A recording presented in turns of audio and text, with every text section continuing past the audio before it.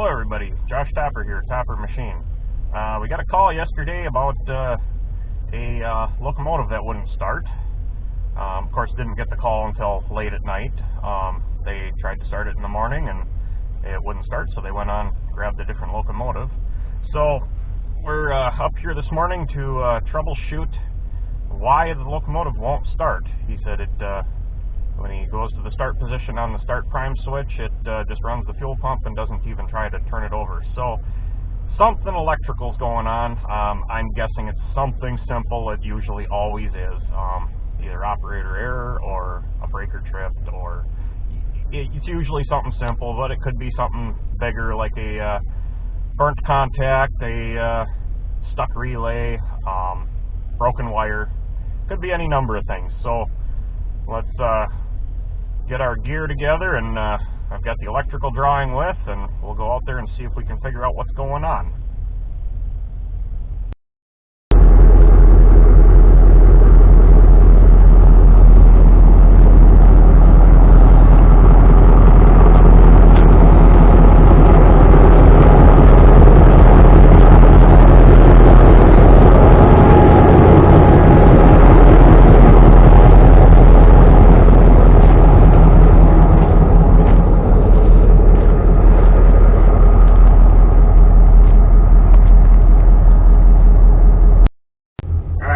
Cab of the 1387, a GP35M, built 1965, upgraded to modified 35M, and so the electrical system was completely redone to a GP38, and the engine was deturboed to make it more reliable.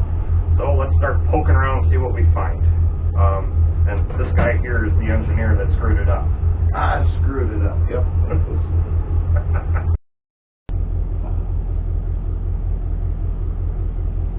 So here is the electrical cabinet, part of it with, you can see the reversers down below, the field shunt, contactors, engine run, all that good stuff. It's all right here. So we've got to figure out where our problem is, if it's even in here, or is it as simple as a control switch up here on the control stand, which usually is the case.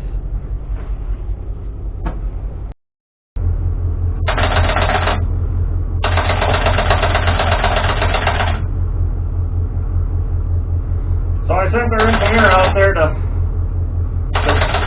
pump the starter, and we got telegraphing with the Gen Start cert relay. So either we have low voltage or we got something else going on.